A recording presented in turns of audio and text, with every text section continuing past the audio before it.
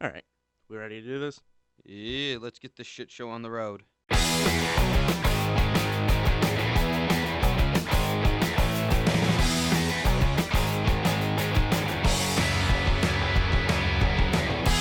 Hello and welcome to the Watz podcast. My name is Devin. And my name is Carson.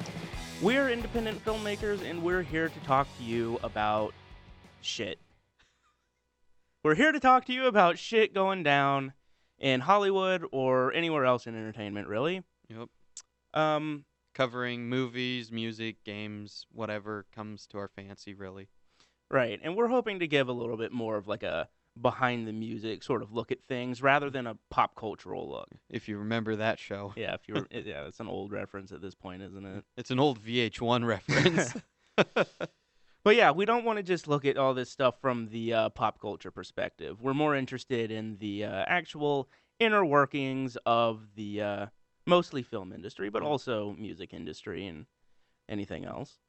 As well as, stuff like releases and what comes on that and the Right, we'll be getting type to of those technical stuff. at the end of the episode. For now, Yep. though, I would like to talk about the thing that really spurred me to actually want to make this podcast now, Yeah. and that is the Disney buyout of Fox. It's something that has been taken in completely the wrong way by pretty much everybody. Right, and this is why I wanted to talk about it. Disney has sort of garnered itself this massive audience of just of people who absolutely love them and everything they do, regardless of anything. It's not okay. Honestly. Okay. Let's talk about this for a Yeah. minute, because I think in order for us to actually talk about this, we need to give context for our feelings of Disney in general. For sure. So my feelings of Disney is I don't like Disney, at all at this point. Now, to be clear, I'm not talking about Disney animation, right? I'm not talking about pretty much 90s, maybe early 2000s Disney and prior. I'm talking about mid-2000s and later Disney, where they turned into corporate whores. They've always been corporate whores, but they've been corporate whores with a product that's worth it. Yeah, they used to actually have really good, worthwhile products. I mean, especially their animation. Even their later sort of straggler animated movies like Brother Bear and the Princess Frog, or Frog and the Princess, whatever. Something That like one, that. even if you look at those, they're good products. Yeah. Princess Frog isn't an amazing movie, but it's good. It really did sort of harken back to earlier Disney animated movies. But as far as I can remember, that's the last of their movies that I actually really liked. And that's just from really Disney, because Pixar has been a separate thing entirely for me. At first, I don't think Yeah. that they are anymore. Even though technically there are Disney animated movies and then there are Pixar animated movies. They've really been blurring the line, especially in terms of quality. Pixar has gone down in quality quite a bit. The Good Dinosaur. Yeah. The Good Dinosaur. God. That was Cars 2. Cars 2, Cars 3. I haven't seen Cars 3, so I don't know. It's really fucking bad. It's pretty much the first movie all over again. Is it as bad as Cars 2, though? It's pretty on par with that, I would say. I'll take your word for it. Yeah. You'll need a drink before you watch that travesty. Anyway, none of this is really even what we're talking about. What we're talking about is Disney's I mean, in all honesty, I have to call it genius, even though I fucking hate it, is Disney's stranglehold that they have on pop culture. Disney essentially owns pop culture at this point. Yeah. They have the Marvel movies, they have the Star Wars movies, and then they have their own franchises, which, I mean, yeah, the Pirates of the Caribbean franchise is kind of floundering. It kind of died at 3. Yeah, but they basically, I mean, just the Marvel movies and the Star Wars movies alone basically propel pop culture now. Mhm. They essentially own it. and the fact that they've pretty much now bought out almost all of their competition. Right, and that's what we're gonna get into. But really, I'm Yep. just giving sort of our broad views on Disney before they bought it out, or Right. before they bought out Fox. Right. Um, so basically, my opinion on Disney is that they're genius in terms of a business, right? But in terms of being, they're essentially the leader in the film industry right now, and that I hate it. Because everybody is essentially copying them. And what that means is everybody is putting much more stock into, does this IP already have an audience? And does it have a recognizable logo that we can slap into the title? And that's all that matters. Story doesn't matter anymore. Characters don't matter anymore. The actual craftsmanship of the cinematography doesn't matter anymore. Directors aren't directors anymore. They're basically faces that the studio can push in front of the news and be like, that guy made this movie, when really they're studio directed films. Yeah, which goes back to the 1930s and 40s when studios essentially owned the actors. Yes, except now it's the directors Yeah. instead of the actors. In a sense, they are starting to own the actors yeah, again still as well. like Robert Downey Jr. Chris Evans. Yeah, like, and I know Robert Downey Jr. is getting tired of it. He's trying to He's trying to get out. Yeah, he's trying to get out of the Marvel Cinematic Universe. A lot of the original actors are. Yeah, because I think they all realize that Disney doesn't give a shit, and Disney just wants recognizable faces to push in front of an audience, and that's really all they care about. And it's like, it's constant. It's like multiple movies every year. You know what I mean? Yep.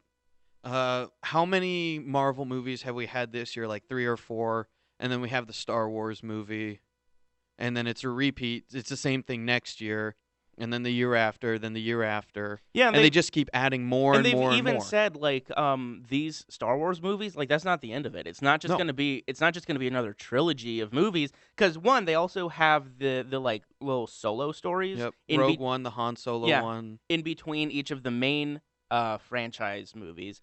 But once they hit number 9, they're gonna just keep fucking going. Oh yeah, they've already announced that too. The director of The Last Jedi, Ryan Johnson, is sort of I guess the best comparison is the Joss Whedon of the next trilogy of Star Wars movies. And I just want everybody to take a moment and realize how sad that is. Yeah. Thoughts aside on Joss Whedon. Yeah, because we're not gonna get into him right now, but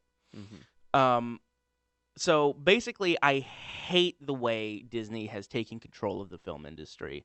They've sucked any art and integrity completely out of it. And they've pretty much monopolized it. Yeah, and at this point, they pretty much have. So now we can get into the buyout. So they've essentially bought out Fox, but in a weird way. Where Fox downsized, wherein they sold everything to Disney except for news and sports, I think. They left Fox News alone, Yep. which is hilarious.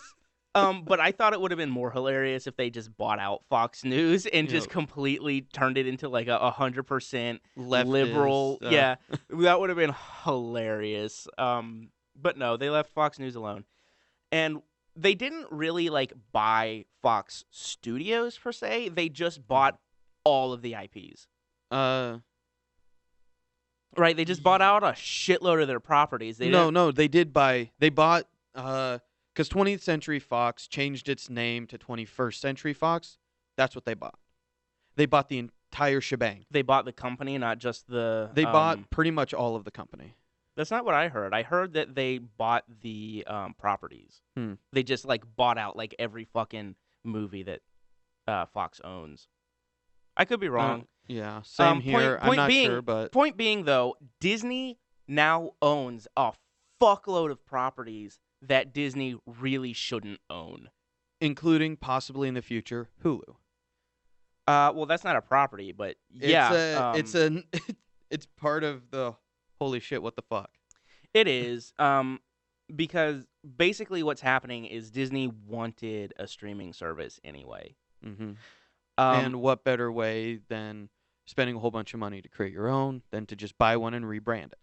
Right, and that sort of came with the Fox deal because Fox was in talks of buying Hulu, so now that sort of transfers over to Disney. And because Disney wanted their own streaming service anyway, they're probably just going to turn Hulu into the Disney service, right? Yeah. Which means now that they own all these Fox properties, you're going to see those properties disappearing from Netflix and, Amazon Video and all those other services, and they're probably just going to be thrown on to this new Disney streaming service that you're going to have to pay probably twice as much for. Yeah. Well, I am reading here. I did not find whether it was the properties or the actual company, the parts of the company. But I have read that the head of the antitrust committee in the government is looking to file a lawsuit against Disney for buying Fox. Good. And that's the thing. That's what we're really talking about here. It's not even so much about, Disney now owns all of these properties, right? Even though that is shitty. Like, when you think about it, Disney now owns, the Terminator franchise, the Alien franchise, the Predator franchise. Die Hard was Fox also. Yep. Well, Terminator. I already said Terminator. Oh, you did? And then you look at the TV side, and now they own, like, The Simpsons and Futurama, Family Guy, American Dad. They own practically all of the big leaders in television right now. Yeah, and it's, one, they're creating a monopoly. I mean, that's the real problem here, is Disney wants to be a monopoly. Anybody who has this image of Disney as, like, this friendly company that has all of their favorite movies, that's not what they are. Disney is a business, and they are farming you, basically. Like, as an audience, they're farming the audience because they're just buying out all of the pop culturally relevant IPs, and they're farming an audience. They're a business, and that's what people need to understand. Disney doesn't give a fuck about you. Disney just wants your money. Yeah. They show it with every movie. When they put no character into the movies, they put no story into the movies. They put a 20-minute short film in front of another film that nobody gives a shit about the short film. They just want to see the other film. What movie was that? But they're pushing that. Is Coco. Okay, it was Coco. See, Yeah, that's Pixar. Pixar's still owned by Disney. Yeah, I know, but still. But Disney put a short about the fucking snowman from Frozen in front of that movie. Is that what it was? Because I didn't see it. Okay. That's why it's relevant to Disney as a company.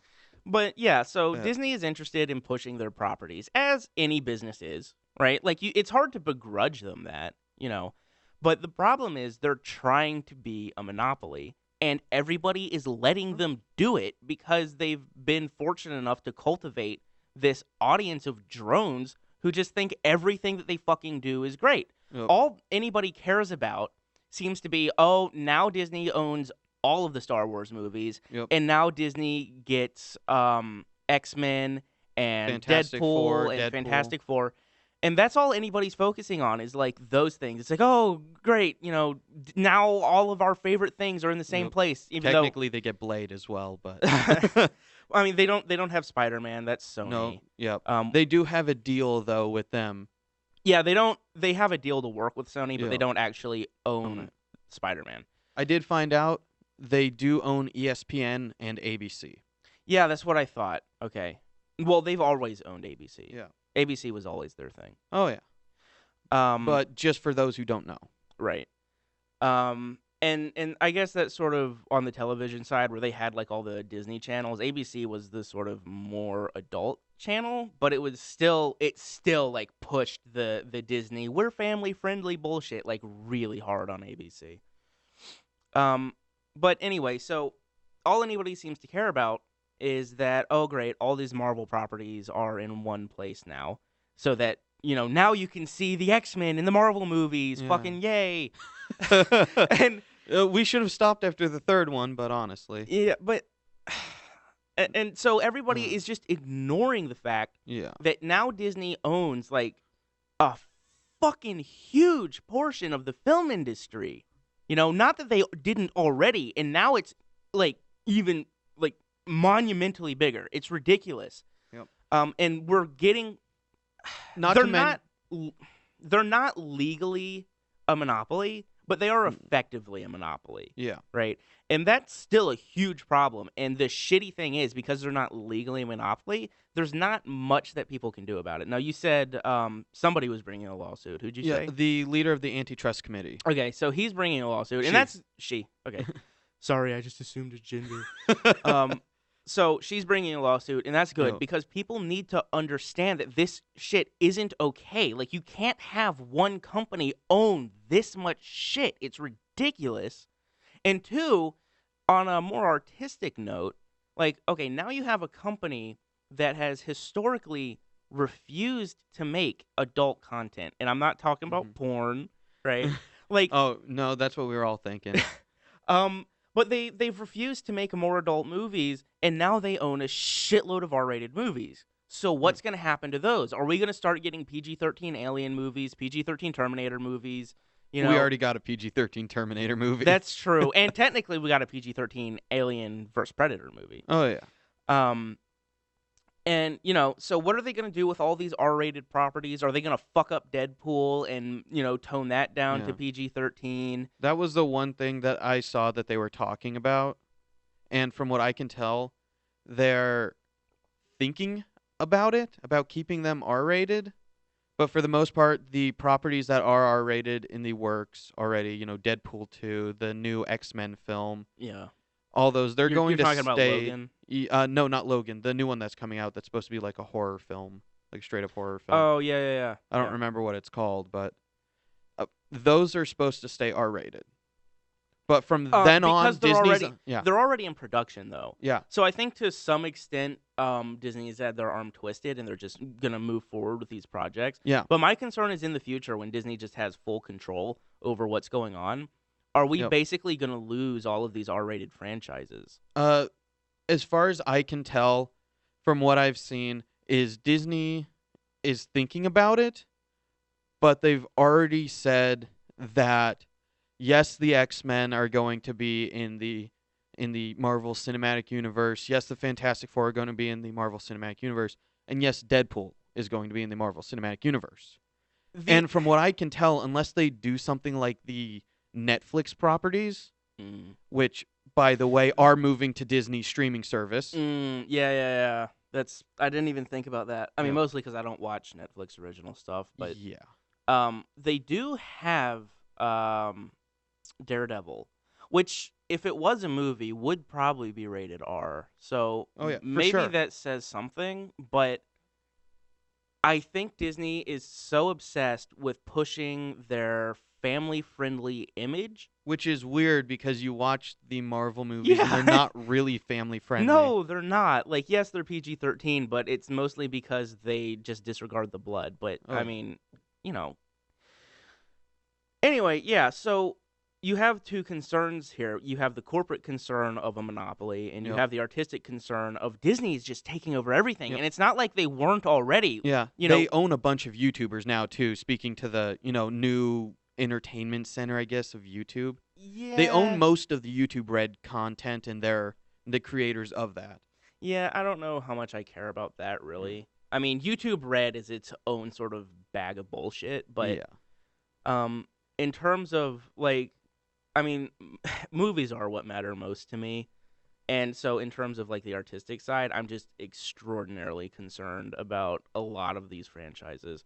And I'm also concerned about how they're going to be released, because Disney likes to release all of their own things. That's why if you try to buy any of the Disney animated stuff, it's always in their stupid special Disney Blu-ray boxes that are, like, twice as thick for some fucking reason. For $25 a piece. Yeah, for $25 a piece, even though the movie's, like, 50 fucking years old. So because Disney likes to release all their own stuff, what happens to special releases that are there any Disney or are there any Fox properties in Criterion? I'm sure there's so. Gotta be one, right? So I believe there's a few. I don't remember which ones. I would have to look into that, but things like Criterion and things like that do special releases of movies.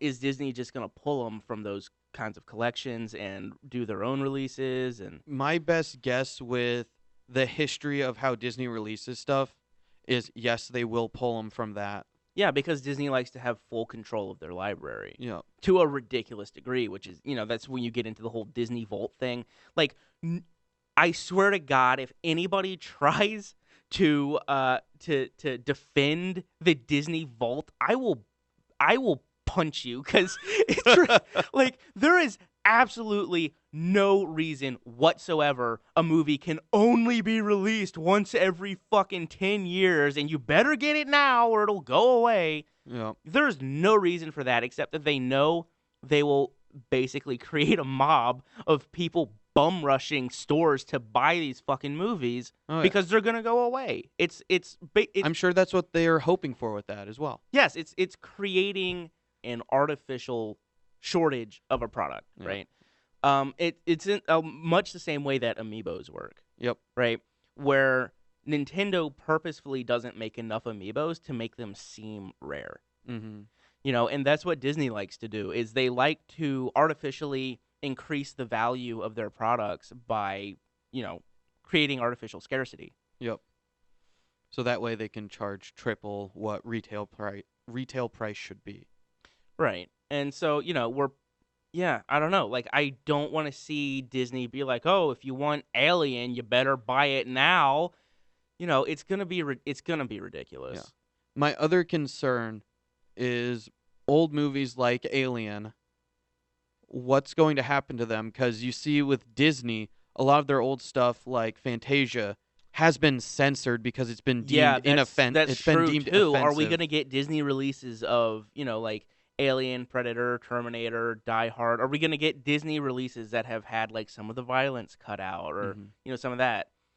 Like, I don't know that I would go so far as to say, are they going to try to get PG-13 releases of these Yeah. movies? I don't know that they would do that. That seems a little bit weird. But are we gonna get like edited Disney versions? cut. Yeah. So the whole Disney Fox buyout, it scares me, both in terms of corporate America Yep. is just out of fucking control right now. I mean, we can get into what's going on in the video game industry and what's going on in the EA. music industry. Yeah, Yep. EA. We won't get into that right now, but like it's out of control, and Disney is sort of one of the biggest examples of that right now with this buyout, and it's legitimately scary. And then, like I said, on an artistic side, is Disney gonna give directors the freedom that they need to make the movies that Fox was making? The short answer is no, they won't. Yeah, because Disney likes to control everything. None of their movies are directed by directors. They're directed by a fucking board of businessmen. Right. They own the Planet of the Apes series now, too. I forgot. Nah. I mean, that was going... I mean, that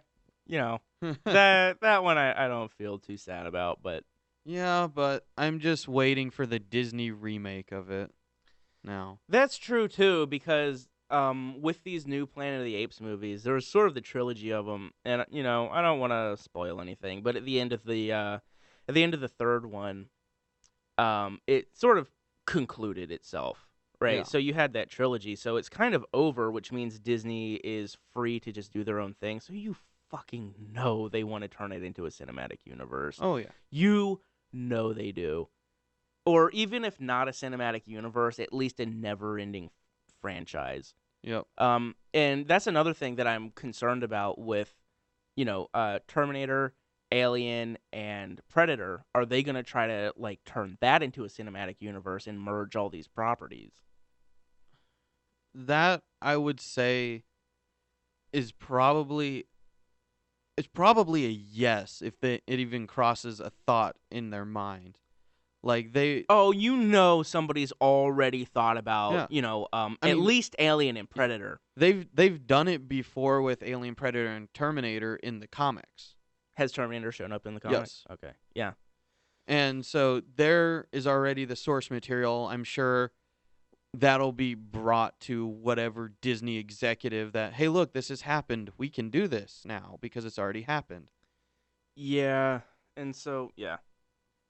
I'm really not happy about this buyout at Yeah. all. And one of the things that pisses me off the most is apparently Disney was really interested in getting their hands on Futurama. Oh yeah, for whatever reason, I don't And think they ever stated the reason, but they were really adamant about getting and Futurama. that's deeply depressing to me because I mean, maybe not so much the more current Futurama episodes, but at a certain point in Futurama's history, they were legitimately the smartest show on television. Yeah. Like, I mean, on the surface, you could look at it as like, oh, they're just an animated, fucking sitcom in the future, and everything's all wacky, and Fry's kind of a dumbass and whatever. But Hmm. when you really dig into it and you really start understanding how intelligent that series is, it's crazy. Like, they had how many PhDs on the writing staff? It's fucking mind Yeah. blowing.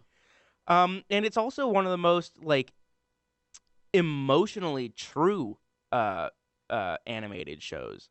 Like The Simpsons has never made me cry. Mm. All you have to do is point to the episode with Fry's The dog dog. in Yeah. Futurama. The fucking episode is the saddest thing I've ever seen in my life. Like the time lapse of just showing it just waiting outside of Yeah. the pizza place and slowly dying. Oh my god. Like I legitimately cried. Yeah, no, And I've never cried at a cartoon before. that show gets legitimate emotion from you.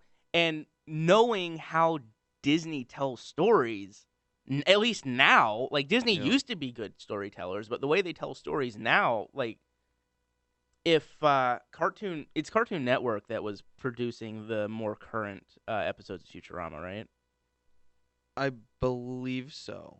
I do not remember. It's either Cartoon Network or Comedy Central. I don't remember if they sold off from Comedy Central. Oh yeah, it's one of the two. I know that they air on Adult Swim, but Yeah. a lot of shit airs on Adult Swim.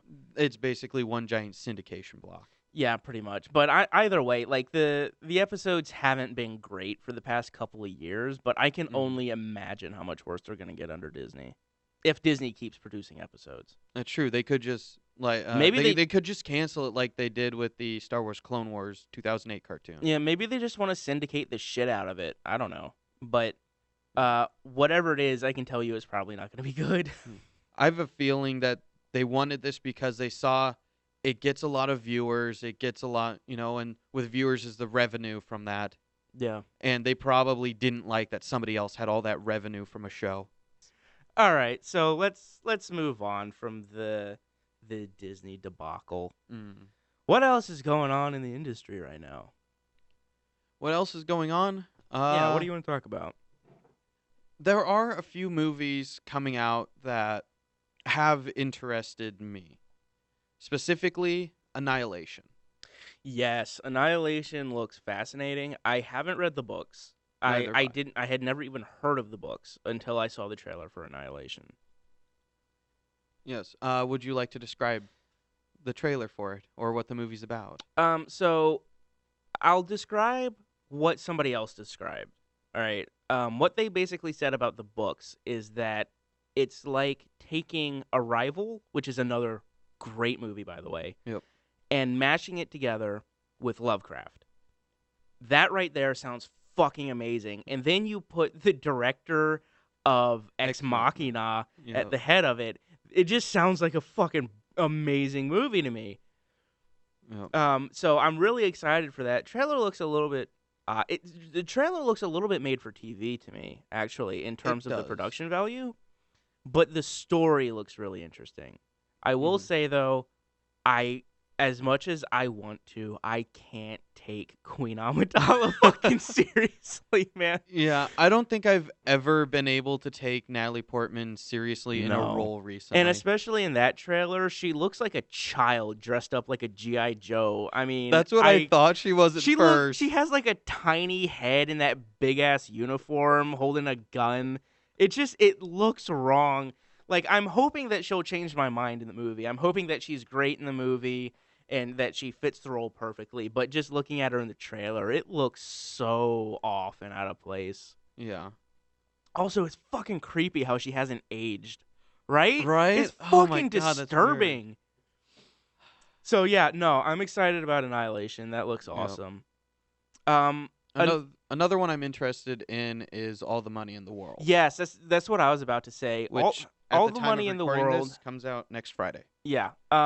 So, do you want to talk about the?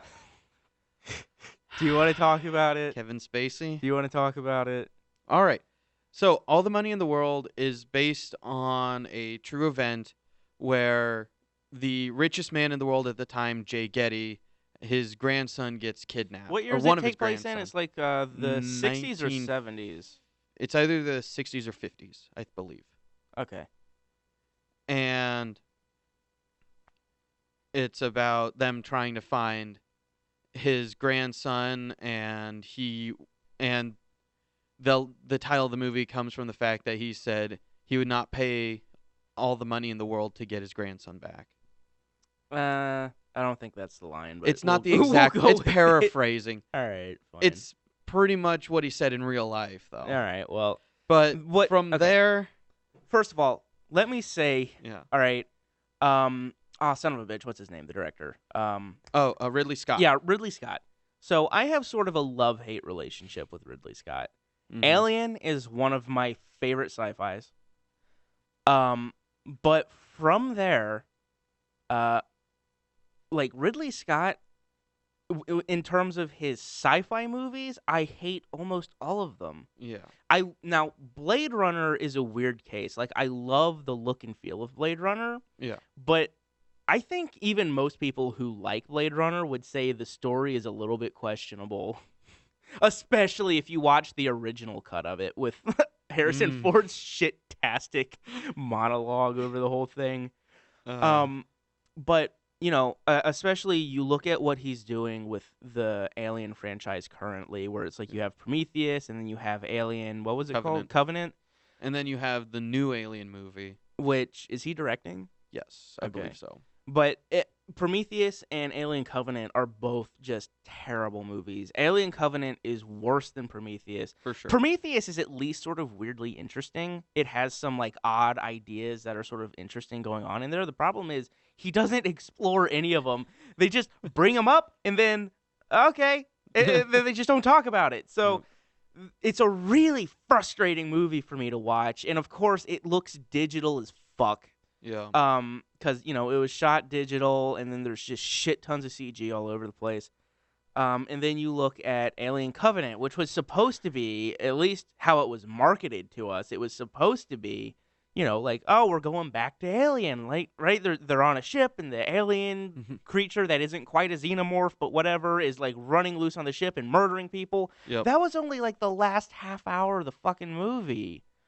The first chunk of the movie, the first like hour and a half, is is essentially a sequel to Prometheus. Yeah, the weird discussion between Guy Pearce's character and Guy Michael Pearce's character.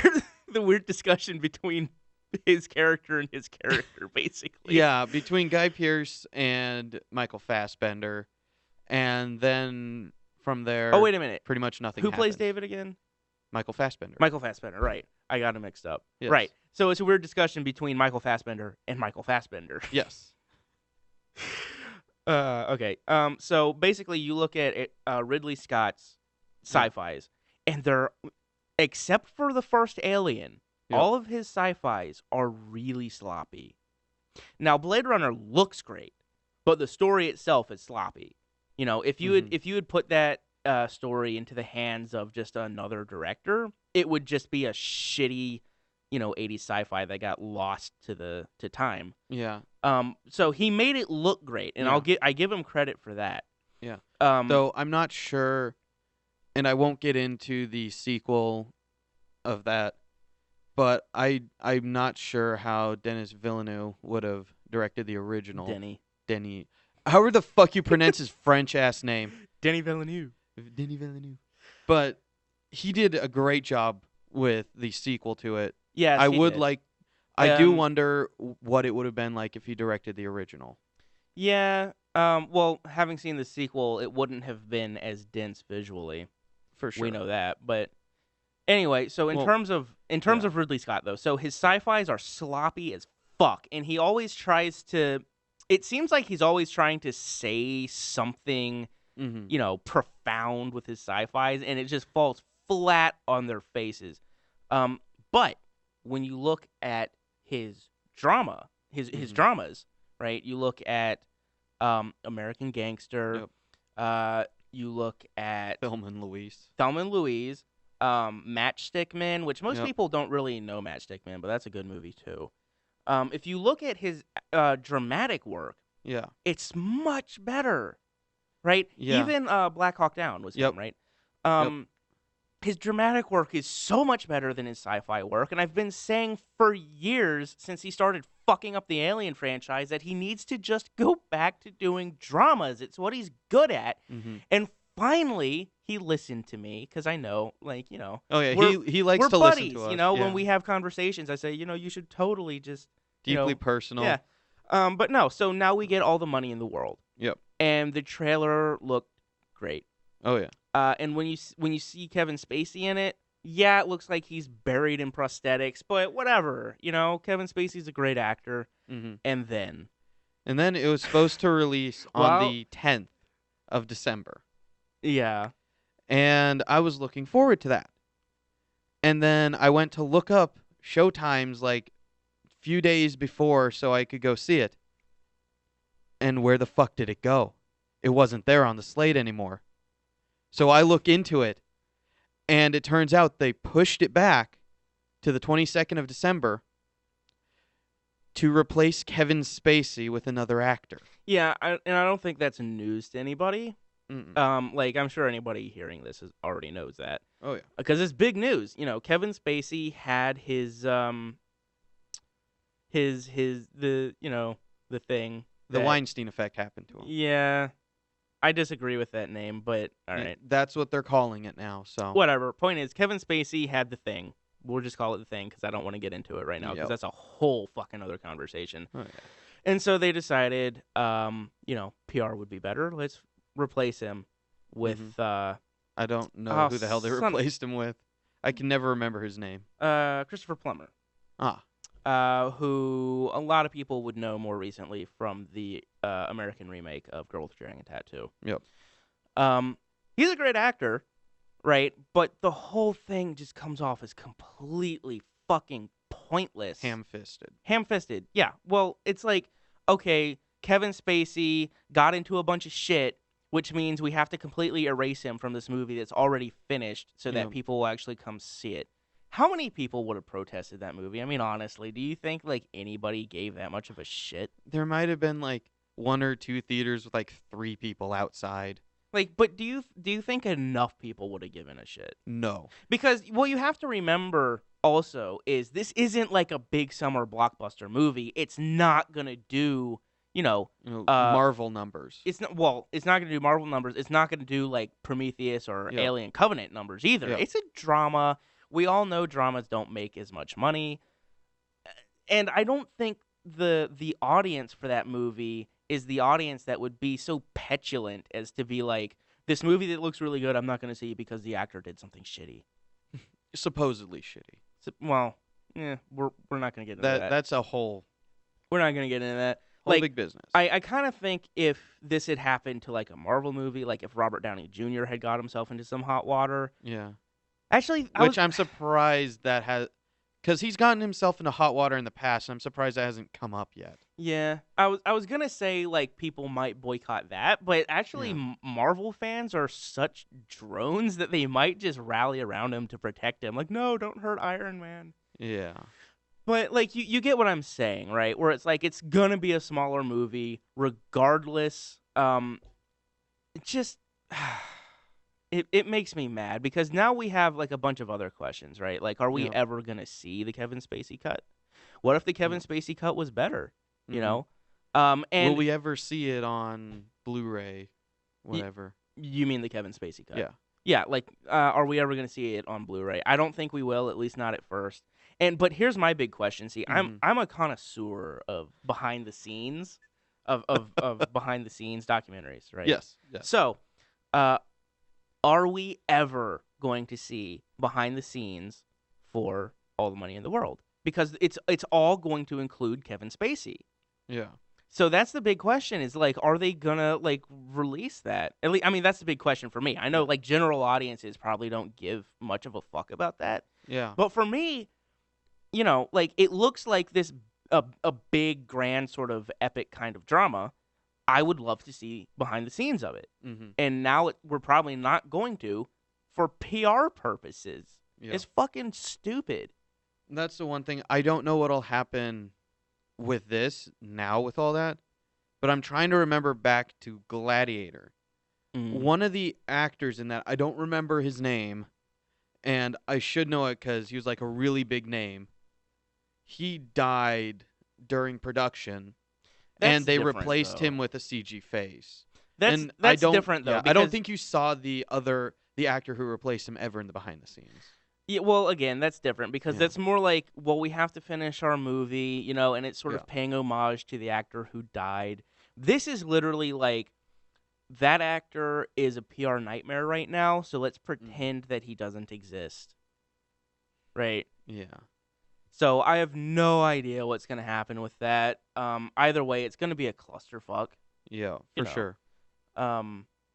But yes, I am looking forward to seeing it. Like, all that said, I'm still looking forward to seeing it. I still think it looks like a good movie, and I hope Ridley Scott still has what it takes to direct drama, because it's what he's always been good at. I hope, like, his sci-fi bullshit hasn't rubbed off too much. That whole thing was just a big shit show with that movie releasing, with that movie being scheduled and everything happening when it did. Yeah, I really wonder what would have happened if the movie had just released and then the Kevin Spacey thing came out. I honestly think not too many people would give a shit. Yeah, so do I. Like, I mean, yeah. I mean, it could be worse. We could have a situation like the Louis C.K. thing. Right. Now, I was really looking into Louis C.K.'s movie, Mm-hmm. I Love You, Daddy. Yep. I was really looking forward to seeing it. One, I love Louis C.K. as a comic. He might be my favorite stand-up comic. And two, I'm not a big fan of his show, Louis. Mm-hmm. But it does show that he does have like a really good sort of directorial style for indie filmmaking, right? And then, of course, I Love You, Daddy is shot in black and white. I fucking love black and white. I'm a black and white photographer. It's a real passion of mine. And so, I see a black and white sort of dark comedy directed by Louis C.K. and written by Louis C.K. Like, that looks fucking awesome. And then a bunch of shit goes down, which, again, we're not going to get into because that's an entirely different conversation. But now we're never going to see the movie. At least I didn't even know that they canceled it. Oh, you didn't until just right now? Yeah. Yeah. So the movie is basically dead. Now, That's I mean, fucked. we might see it in like 20 fucking years or something, but as of right now, there are no plans to release it. That's really fucked. And the few people that saw a press screening all said that it was good, but within context of the things that came out about Louis, that it made it creepy. Where it's like, look at the movie for what the movie is, and don't try to apply real life to it. It's a fucking movie. Yeah. Don't. I mean, that's separating the artist and the art, right? Like, it's a really important thing that people need to fucking learn. Yeah, it's something that's been a problem, especially for shows like The Walking Dead, where one of the actors on the show, he played like sort of like the slimy, I guess, underhanded villain where he acted like the group's friend and then betrayed them. And people lost their fucking minds and were literally sending him waves and waves of death threats. That's true. That's a different situation, though. But that is true. See, that's sort of the situation in reverse. Yeah. Where it's like they saw him in it and then, like, applied that to him as a real person. Yeah. Whereas the Louis C.K. thing is sort of in reverse, where it's like, okay, all of this shit came out about Louis C.K. Yeah. So now all of this weird sexual stuff that's talked about in his movies must be him for real. Yeah. Right. And now it may be and it may not be, but it's almost beside the point, because even if it is him for real, that doesn't stop the movie from being a good movie or a bad movie, right? It might even be more interesting if it is like him sort of admitting all this shit through the movie. I mean, that's sort of artistically fascinating, right? But now we're never going to get to see it. it's the same thing, I guess, in a way, also with Stephen King. In his books, he likes to murder children a lot and torture them. He likes to do a lot more than that to children. I mean, all you have to do It. is read. Yeah, exactly. It. Which, But thankfully, they left out the weird child orgy from the new movie. all yeah, Like, they left out the fucking from the movie. I mean, Alright. yeah, that's true. At I least mean, we they didn't have to sit through that scene. But they did push it a little with the father character. He was more yes, more how he was in the book. yeah, it was very clear in the new movie Yeah. that that father character was diddling that girl. I Oh mean, yeah. they did push it as far as they could without literally showing it. Yeah. And that's something my point being is that was creepy and some of the things that scene especially was kind of creepy and weird back when the book came out. Yeah.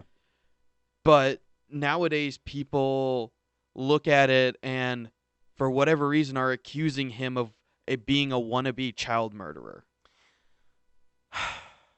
Yeah, and that's sad and depressing. Very. But yeah, people are just people really do have a serious problem with Mhm. separating the person from their art. I mean, Yeah. look at Bill Cosby, right? I mean, honestly, like yes, Yeah. the shit that Bill Cosby did is absolutely fucking horrible, right? That's Mhm. awful. That doesn't stop his stand up from being hilarious. Oh yeah. Right? Like you look at some of his old stand-up specials, they're still great. Like they still hold up to this day. And, they're fantastic examples of things that should be studied, Mhm. for like for up and coming comedians who want to break into comedy. You should go study Bill Cosby regardless of your personal feelings about him The now. only problem is now if people see that that you sort of you've looked at his stuff and you've sort of been like, "Oh yeah, that works. It's pretty funny. I can, learn from that." People are going to harass you to death about it because they're going to think you're just Cosby all over again. Well, like, yeah, even comedians who a few years ago, held Cosby up as like the greatest comedian to ever live, Yeah. now they're not allowed to talk about him anymore. Now they're not allowed to talk about how much of an influence he was on them. Mhm. They have to sort of disown him. And again, yes, the shit that Cosby did was fucking awful in every way possible. Yeah. But that, again, it doesn't stop his work from being great. Yeah. And that's something I think that people really need to learn because it's starting to be a problem. For You, sure. it's legitimately starting to be a problem where it's like all of these actors are being, cast out of Hollywood for doing this or doing that. And now And people, stuff that may or may not have happened. sure, in some That cases. that's I would say the case with Brett Ratner. Yeah. Cuz that's something where it's so far from what I've seen it's an unsubstantiated claim. Yet I don't think anybody actually really cares though. Because Brett Ratner, he made the third X-Men movie, which was very divisive. Or Yeah. it divided people quite a bit, and so nobody really gives a shit about Brett Ratner. Yeah, well, see, that's the thing. The longer this has gone on, it's like the lesser and lesser known people in Hollywood Oh are yeah, starting to But point being, all of these actors are being, tossed out of Hollywood for this and that. And it's getting to a point where it's like you can't even talk about these actors anymore. You can't talk about how great an actor Kevin Spacey is, yeah. you know. Some Um of even roles that he's been in, you can't even mention anywhere near. Yeah, I mean, it really is getting to that point where it's like you try to bring up like how great a movie Seven is, and then people are Mhm. like, "Oh, but fucking Kevin Spacey," and it's like it's not the point, right? It's the movie, it's the storytelling, Right. and it's the performance. It's got nothing to do with him as the real him, Yeah. right? It's got nothing to do with it. He's a fucking actor, you Yeah. know. Look at his work. Don't look at him. And now, to be clear, I'm not saying that we should ignore everything that he's done. That's not what I'm saying. Mhm. But I'm saying in terms of the work, it shouldn't enter in, Yeah. right? And that's something that's starting to drive me crazy right now because we're starting to lose a lot of good people. And again, not that what they've done shouldn't be punished in some way. Yeah. If it is true, of course. Some of the if it's true. unsubstantiated stuff, they Right, don't and deserve to be I don't want crucified to for get it. into all of that right now. I'm just But saying, like, yeah, I'm tired of feeling like we're losing a lot of like great movies and great mhm, actors, just because in real life they did something fucked up, and yeah, now we're not allowed to talk about how good of an actor they are, or how good of a director they yeah, are, or how good of a comedian they are, yeah, because people just assume, oh, so you support rape? No, yeah. I There, support their work. It's different. yeah. The one interesting one that I'm not sure how I feel on it because I really didn't study it was Darren Malakian. He's the guitarist for System of a Down and the frontman for Scars on Broadway. Was talking about Charles Manson's death Mm. because he died recently in prison, and he was talking about how his theoretical work, his writings and the music that Charles Manson actually made, Back in the 70s, yeah, yeah. was really influential on his playing and his writing style. Which I And find weird because Guns N' I Roses actually covered a song from Charles Manson. see. I But really feel like that's more just an edgy thing yeah, because I've heard the music that Charlie Manson has made. It's Charlie Manson. Charlie. I'm gonna call him Charlie. Charlie. Like I've heard the music that Yeah. he's made, and it's not bad, No. but it's not good. Like it's just completely generic, run of the mill, Yeah. fucking whatever music. Yeah, but it's not even the music that he's inspired by. It's the writings he's made, the environmental statements he's made Mm. and all that. And not he doesn't like him as a person, but somebody dug up, I think it was an old interview of him saying that Charles Manson's work was influential on his writing style for music Mm-hmm. and all that, and use that to try and crucify him. Yeah, I mean that's pretty much where we are as a as a country right now, really. Yeah. I mean, it really does. Like the best example I think I can come up with is Hitler, because I mean, yes, Hitler is a giant meme right now, but Oh yeah. point is, if yes, the shit that Hitler did was probably the worst shit that any human being has ever done, right? So far. So far. Hey, let's not tempt Trump. Hey, if you're listening, Trump, wink, wink, nudge, nudge. Oh my God, no. But like, so you take Hitler, Yeah. and I think most people know that he was a painter, right? Mm-hmm. If you look at his paintings, they're actually pretty good. Oh, like they're not like amazingly mind blowing, but they're decent paintings. No. But if you go up to almost anybody and be like, you know what, Hitler was actually an okay painter, they'll be like, what the fuck? Are you like a white supremacist, you fucking Nazi? No. I just recognize that a terrible person made a decent work of art, Yeah. right? Like there's a massive difference. And not even getting into the whole literally calling everybody a Nazi for the smallest thing. No, we're not going there to the No. political correctness argument. We Yeah. may talk about that in the future, but not right now. No. Because that does play into the entertainment industry and It does what in a big people way. write and what they direct. And, Right. It does. And how they do it. But- So, all that out of the way. On to some lighter stuff. There's we have two different opinions about something. Do we? The Oh, what? Jurassic World trailer, the new one, We Fallen Kingdom. we have two different opinions on it? I think it looks sort of interesting. It looks like a Hollywood blockbuster piece of shit, And But- that's sort of interesting. but it's more of the director of it, J.A. Bayona, is a horror director mainly. Yeah, I know. I just watched A Monster Calls, Yeah. which he directed. And I find that interesting, and I'm interested to see, did we see did we just see all of Hollywood splooge in that trailer and the rest of it isn't that? Or is Okay, that but- all of the movie? Okay, so a couple of things. Yeah. A Monster Calls isn't a horror; it's a drama. Yeah. But it was good. You Yeah. know, I had some problems with it here and there, but overall, it was a good movie. But so the horrors that he directed was what? The Orphanage, Yes. which has good critical appeal. I Yeah. haven't seen it. I've I haven't seen it I've all the been way meaning through, to. And what but was the other horror that I he do did? not remember. Mm. It doesn't matter. Yeah. Point is, so after I watched The Monster Calls, I was like, Hmm. you know what? This guy, he appears to be a good director. Yeah. Right. That being said, like we were talking about with Disney, do you really think that he's directing the new one? Or is it a fucking board of businessmen who think they know what an audience wants to see, just like Jurassic World one was, right? Before we get, because I want to get a little into Jurassic World a bit. The first one. Yes, the first Jurassic World, not the new one. I don't know, because I think it's a little bit of both. Because it does look like, that big over the top CGI vomit all over the screen. It does in a big way. Yeah.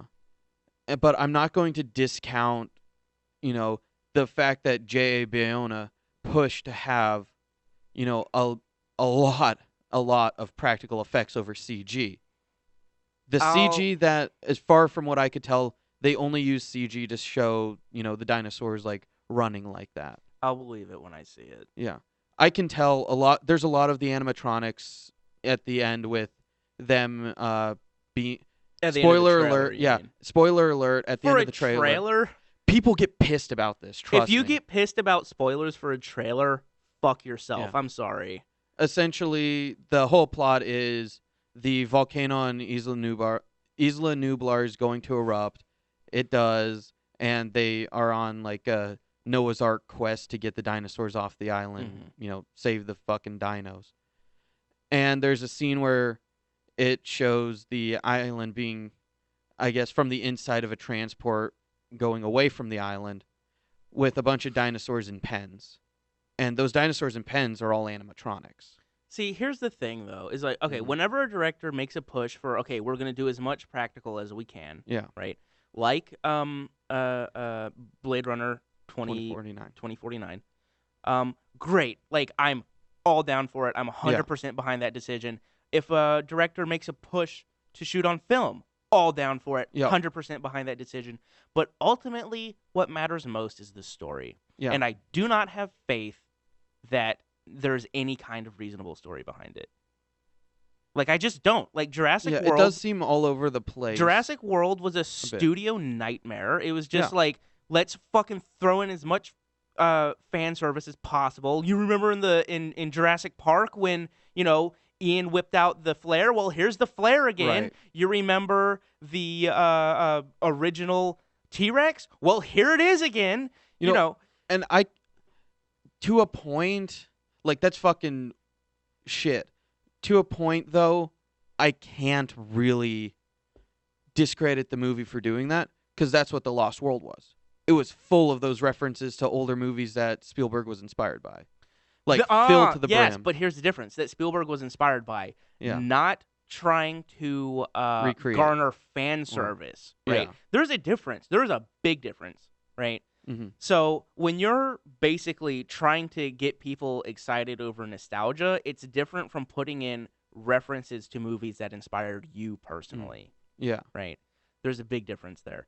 And like I said, all of these movies now are not directed or written by the directors or the writers. Yeah. Right? They're directed and written by board members. Yeah. And so I just I'm gonna wait until this thing is in Redbox for $1, and then I'll see it, and then we'll see. Yeah. But like from the trailer, it doesn't look any different from Jurassic World. Mm-mm. It looks exactly the same. It just looks like they took, okay, so Jurassic World did reasonably well. We'll just make a second one, and we'll tell a similar story, and it's just, it's gonna be just another one of the same movie, which we've seen happen over and over and over and over again with different franchises. Yeah. And my problem definitely comes from worry about Spielberg, because he's like all for this. Like, Spielberg is a whole conversation in and of itself. Yeah. But the one thing about that I actually want to bring up about the first Jurassic World was the fact about its it had a message of bigger, badder, more teeth, whatever, more excitement.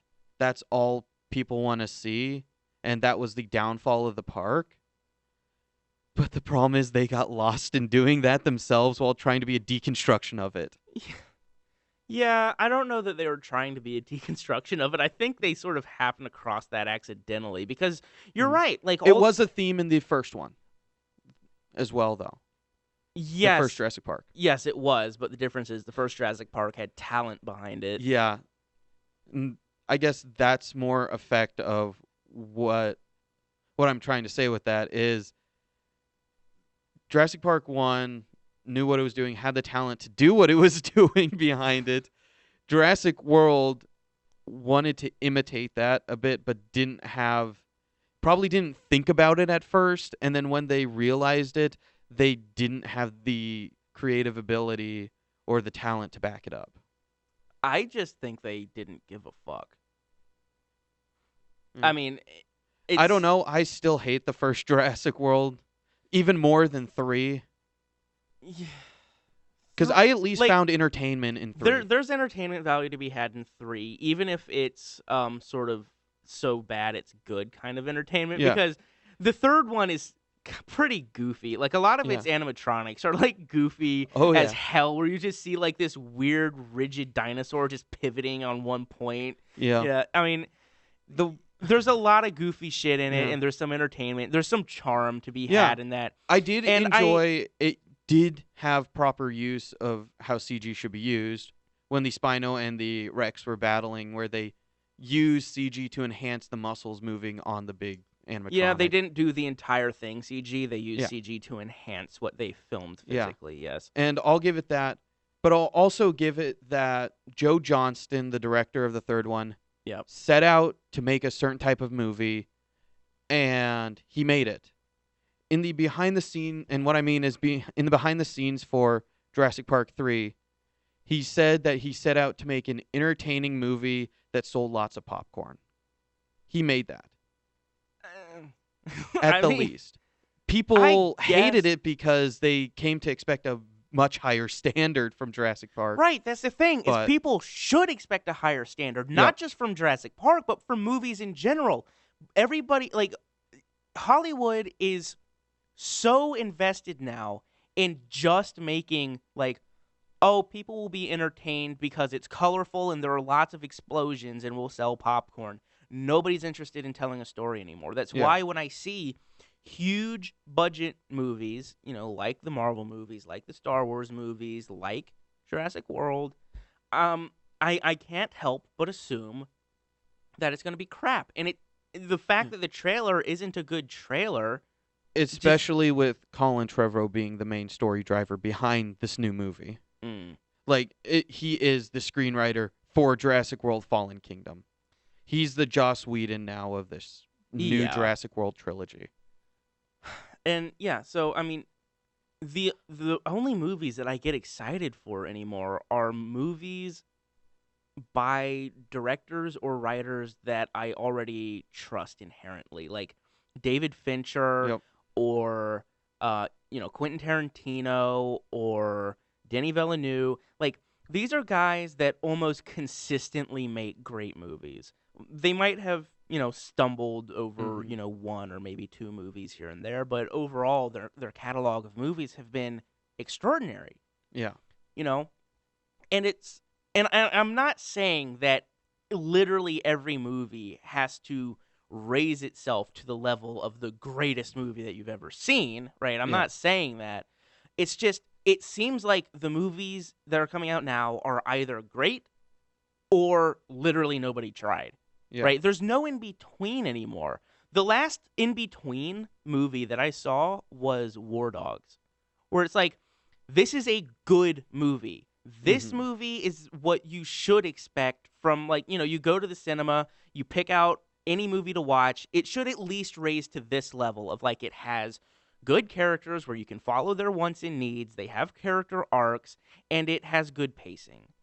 You Mhm. know, it's sort of the standard of what movies used to be and Yeah. aren't anymore. So when I saw War Dogs, I was like, holy shit, I haven't seen this movie in a long time, or this kind of movie in a Yeah. long time, where it's like, it's not the best of the best, but it's good enough not to make my brain hurt while I'm watching it. You know, most Yeah. movies that are coming out now, I sit there and I watch it and I'm just like, why is this happening? Why is this character doing this? Who the fuck wrote this nightmare? Yeah. The one movie that's coming out along that lines that I think could reach that, I don't think it's ever going to reach greatest of the greatest, Uh huh. is the movie Downsizing. It looks Yes. interesting. It looks original. Yeah. It No. is original from what I know of it, which is something we haven't seen in a Yeah. Yeah. while. Yeah. I completely But agree. I don't think downsizing looks like it's gonna, fucking sweep the Oscars or anything, but it looks like it could be just like a decent, entertaining movie with a unique concept. Um, it you're right. It does look yeah, like it's gonna be that sort of what you should expect is like the standard sort of this is an okay yeah. movie. I can sit and watch this and be happy. And the one thing that makes me sad about that is it looks like that. Yet from the people that I know that actually know of the movie's existence, Yeah, that's true. Nobody really knows about yeah, the movie either. from the people that I know of its existence, don't really want to give it a chance. They think it's like, oh, it looks like generic, science fiction, not really adventure movie, but I guess The one thing I'll say for the yeah, trailer is that it does look like it wants to push the whole like whimsical angle where it's like, yeah, oh, this is the whimsy of him being small and looking up at fucking flowers from underneath. I will say the trailer does push that a little bit hard, but like the yeah, story itself looks decent. yeah. It's an interesting idea. Yeah, but because of that whimsical thing that the trailer pushes, is from the people I've talked to, they're not even going to give it a chance. I mean, Which I think okay, so far okay, from go for it. so this is something else that sort of like Yeah, feeds into this and what we've already been talking about. yeah, Movies now, if they don't have the audience's favorite logo, then they don't even give them a chance, hmm, right?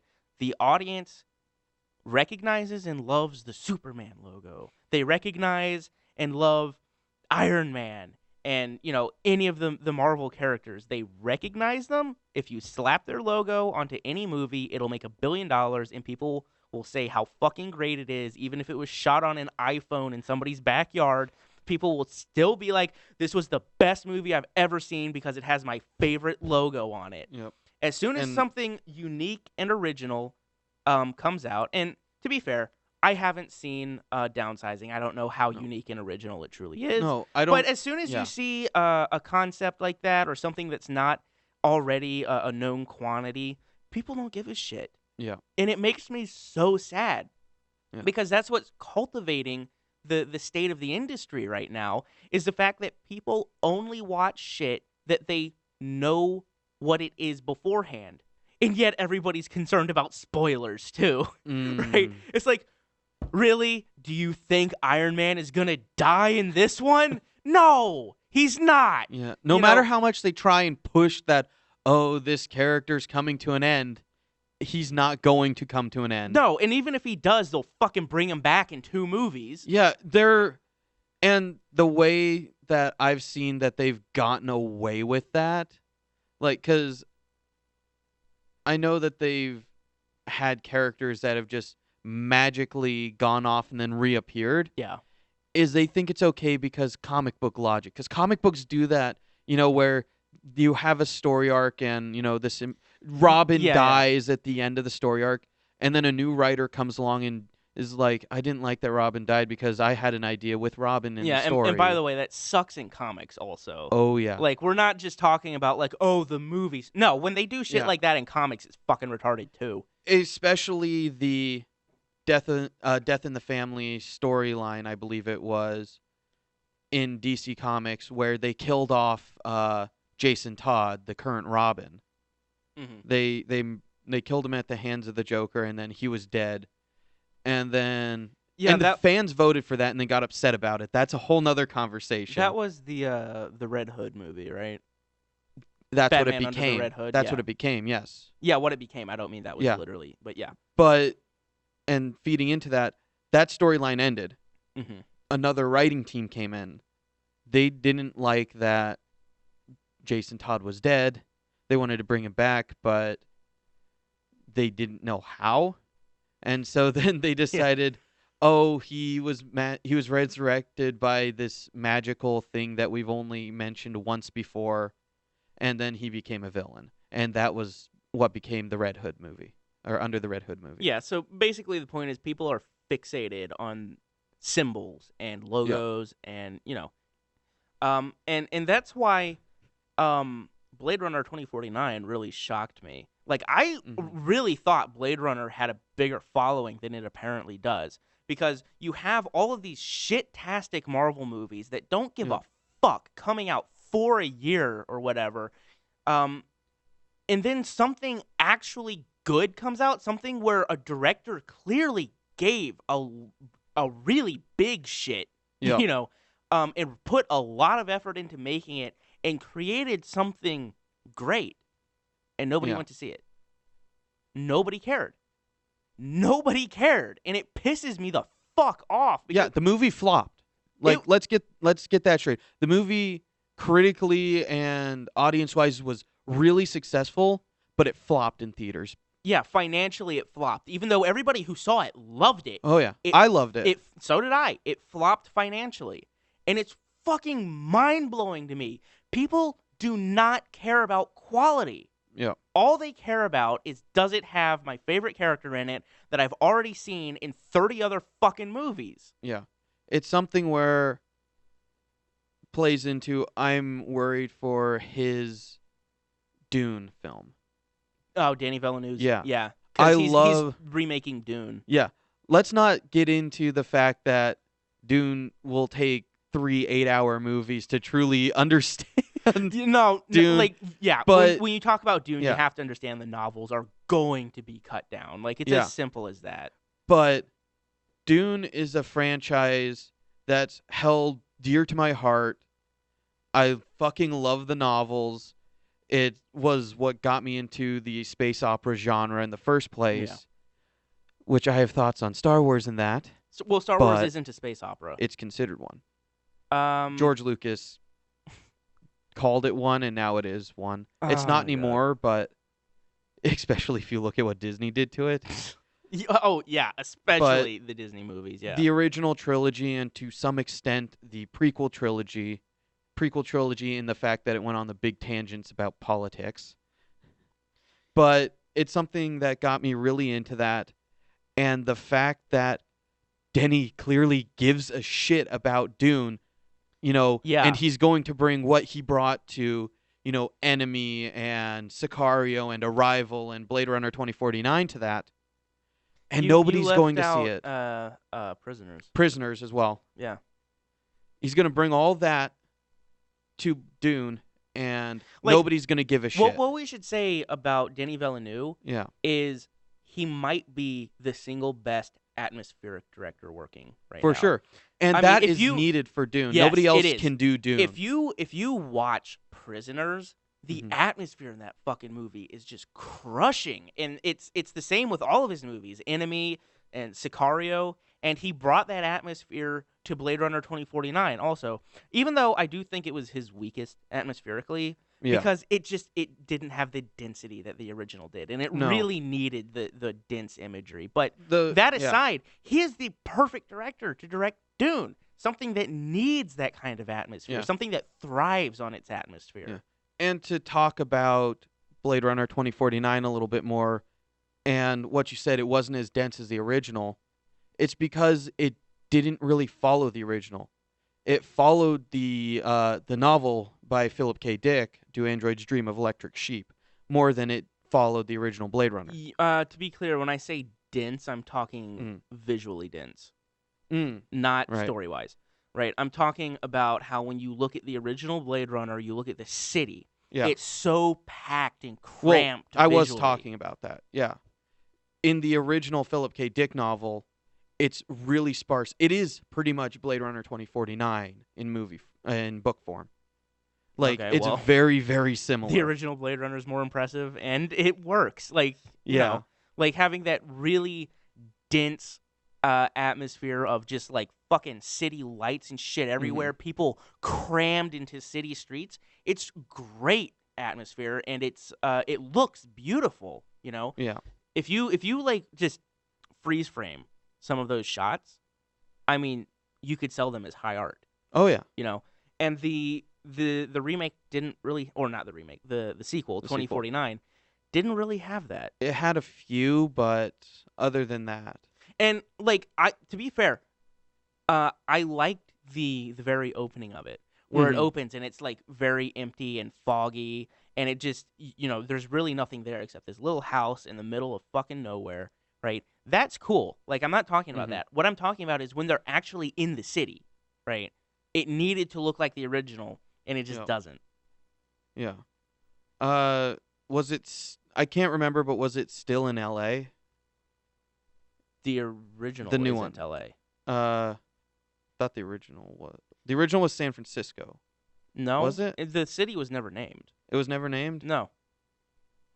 I can't remember then, because the original book was San Oh, Francisco. if you're talking about the book, I don't know, but Well, the book because was San Francisco, but because I was I reading. haven't read the Yeah. books. I should be clear Yeah, about that. but I was reading about it, and I think the city in the movie was L.A. In the movie, it's never actually named. Yeah, it's never named, but I think in the scripts it's L.A. It's better not having it But named. yeah, aside from that, I I like the new one a lot. Following the original story of it, adapting it to being a sequel to the Oh, original Blade Runner. in terms of story, Hmm. 2049 is a much better story than the original Blade Runner movie, Yeah, right? It's a much better story in just about every way. yeah. The one thing that I guess I'm not too sad about it, as it was more of a little, I had gotten an expectation in my head that I probably shouldn't have had, and was a bit disappointed, was the fact it wasn't a cyberpunk movie. Yeah, but neither was the original, really. The original is a cyberpunk I movie, would though. call it light cyberpunk It is kind of light, but it's still cyberpunk. because It's the not as the thing heavy as is something like Neuromancer, but the thing is, and again, I'm talking about the movie, not the yeah, book. same. It was much more a noir than it was a cyberpunk, Hmm. and that's the thing is the 2049 was also missing the noir elements, so that was Yeah, something else that disappointed me. Is like the contrast of the actual imagery wasn't nearly sharp enough, right? You yeah, needed to have those heavy shadows just looming over everything like the original had, yeah, and it was really just sort of flat, not a whole lot of contrast, and it was, yeah, I was disappointed by that. But see, this is like the perfect example of what I was talking yeah, about, is like ultimately, yes, it's missing the true cyberpunk elements, it's missing the noir elements, the scenery in it isn't quite right, but the story is everything at a certain point, and it told a great story in a great way. hmm, And so it made it a good movie, right? And I would much rather have a great story than a movie that looks flawless, but clearly they didn't fucking try with the story, yeah. you know? And I would bring up Ghost in the Shell for that. Oh yeah. Not that that movie looks flawless, because it doesn't, but Which one, the animated or the live action? Oh, sorry, the live action one, Oh, right? okay. Not that that movie looks flawless, because it doesn't, Yeah, but clearly you can tell that they were pushing the visuals above all else. They didn't give a fuck about the story. They didn't give a fuck about the characters. yeah, And it's very clear because the storyline and the character herself, the Major, kind of run in opposition to what the original story was supposed to be. Like, they really fucked that one up. yeah. You know, I've never seen the full movie in one sitting, I have it on Blu-ray. You need to and watch it. the not the animated. I've seen the animated one all the way through. Oh, you're one talking about the sitting. live action one? Yes. Oh, it gets hard to watch after a Yeah, while. It that's does. why I never finished it in one sitting. I always had to go back to it. Yeah. And to be clear, like Yeah. I'm not I don't want to come off as like one of those people that just says, "Oh, the remake is worse just because it's a fucking remake." Yeah. Or, and I'm not trying to be like an anime nerd that's like, "Oh, the anime was better. Any live action remake is just gonna be ass." No, right? The anime Ghost in the Shell, Yeah. or the original movie, has flaws too. Like, it is not a perfect movie No. by any means. No. But, like, you can tell the people who worked on it really fucking cared. They did. Right? Especially when it comes to the visuals, because the visuals in that movie are extraordinary. It's phenomenal. Like, there's a section in the middle of the movie where the story just takes a break. Like, the story just sort of fucks off for about 5 minutes. You're talking about the scenery shots, right? Yeah, and you're just looking at shots of the city that don't even have our main character in them. And it brings so much atmosphere, and it's so beautifully animated. Yeah. And the live action movie just doesn't have any of that. Yeah. Like, I was really wondering when I went into the live action movie if they were even going to attempt to do that part of the movie. Mm-hmm. And they didn't. course. They didn't do anything close. Like, the live action movie is essentially a mashup of the original movie, the sequel, and Standalone Complex. They just like fucking shoved all of that into 2 hours, or it was about 2 hours. It was like 2 hours and 17 minutes or something like that. Okay. But they just tried to shove all of that together, and then boom, there's your movie. We put in some sort of unique visuals, mostly at the beginning. Like, all of the like really crazy visuals that you see in the trailer are all from the like first 20 minutes of the movie, and then I guess the DP died or something, and they just fuck it, we'll just shoot whatever bullshit. But yeah, From story is most important. Yeah. Right? Even if you don't nail the visuals, if you don't nail the acting, or whatever else, if you tell a good story, that's what's most important. And that's what the film industry has completely fucking forgotten. Yeah. And speaking about the original animated Ghost in the Shell and a little more on the live action one, in the live action one, the things that I remember from it were just homages to the original movie. Yeah, no, straight up, yeah. And that's what I was saying. The water fight scene, for example. Yes.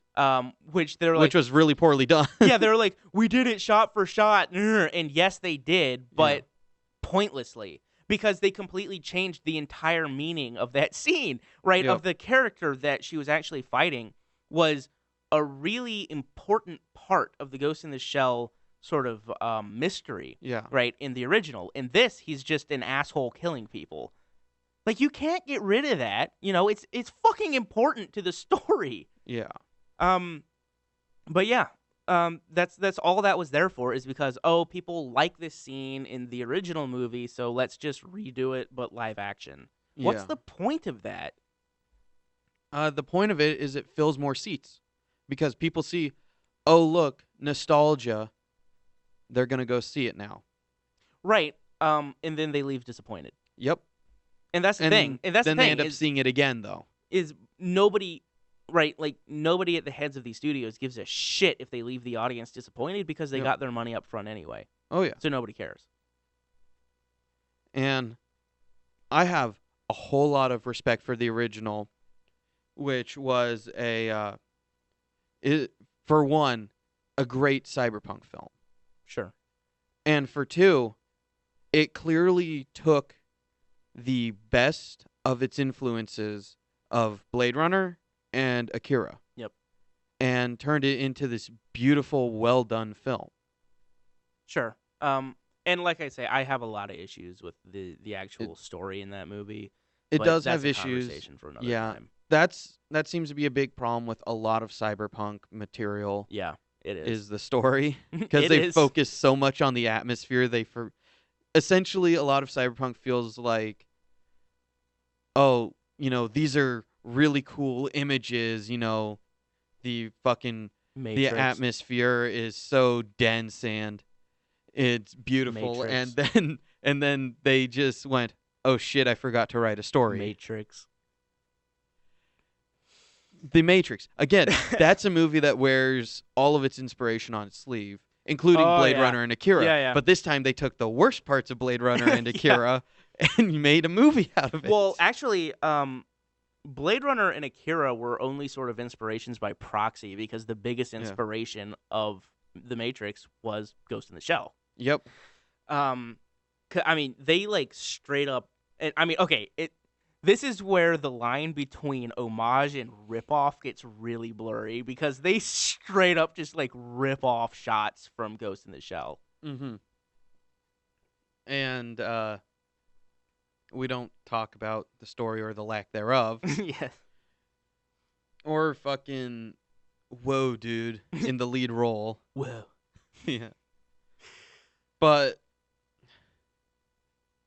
yeah, cyberpunk is kind yeah. of like a abused genre. It really is For because sure. nobody does it right, and really, you have to just sort of be happy with the ones that do it the closest, right? You know, you got to be happy with Akira. You got to be Yep. happy with Ghost in the Shell Yep. and Blade Runner. Yep. You know, because they come the closest. You know. Yeah. Another one that I feel doesn't get respect and it's a weird mix between psychological horror and cyberpunk is another Philip K. Dick novel called A Scanner Darkly, Ah, yes. which got turned into a film starring Whoa. Robert Downey Jr. and Whoa. His name's Whoa. Whoa. Okay, for those who don't know who we're talking about, Keanu Reeves. Yep. And the book and the movie are very interesting in the visuals. Yes, the movie we should point out is rotoscope, Yes. which means live action footage that's been animated on top of. Yeah. And I'm glad you brought up that definition because rotoscoping's definition has kind of changed over the years. What rotoscoping literally is basically just Paint on frame. Yeah. Pretty much. But it's, you know, the term gets tossed around and used in various different ways, but, you know, whatever. But the movie, all rotoscoped, very beautifully done. There's some great effects using the rotoscoping, such as the suit that he wears? Yes, the suit that he wears, and and Rory Cochrane's character when he commits suicide, and the creature with the 1,000 eyes is reading all of his transgressions. Yeah, well, all of the hallucinations. Yeah, all of the hallucinations are really cool. Really well done. Also, Robert Downey Jr. is great. Like, that movie is the movie that made me a fan of Robert Downey Jr. because his personality just bursts through that movie. It's incredible to watch. For sure. And it's the one cyberpunk movie that I think gets the closest in terms of storytelling to being a well-told story. Yeah. Well, yeah, probably. If you're going to talk about like the most complete story in terms of like start to finish character arc and all of that, then I would agree. Yeah. And even bringing I will say I don't think it's nearly the most interesting though. No. But I think it's the performances that the actors give that makes it really interesting. Yeah, Keanu Reeves seems like he gives a shit. Yeah. Holy crap, right? Yeah, Woody Harrelson's character. Oh, that's true. I forgot he was in that. Yeah. Yeah. Like his character for me was one of my favorites. The crazy junkie who's paranoid about everything. Yeah. And like something else that I just really admire the shit out of that movie for is there was no reason that movie needed to be rotoscoped. There was no reason. But they did it because it was cool and they made it work. Yeah. Right? Cool and unique. Yeah, exactly. They knew what they wanted to do with the visuals of it and they did it. You know? And because it's not a movie that you would traditionally think of as being like a big effects movie, right? Because it's a weird little drama, sort of day-to-day life of these people that are just like fucking around. Yep. Really, I mean, and yes, it has the main story going through it, but then there are scenes of like they're just standing in the backyard and Robert Downey Jr. is trying to make a silencer out of a water bottle, you know? And that was fucking hilarious. Like, and it goes nowhere. It's just a scene to give you some character, right? Because obviously it fails and the water bottle just fucking explodes, right? Like the movie is filled with just those stupid little scenes, So if you read the script, you would not be like, oh, this is going to be a big effects movie. We're going to rotoscope the shit out of this. Yep. But they made it work, you know? Yeah. The one funny thing I found set story is supposedly when they brought it forward and had Robert Downey Jr. reading it, at that time they decided it would be a rotoscope film. And Robert Downey Jr.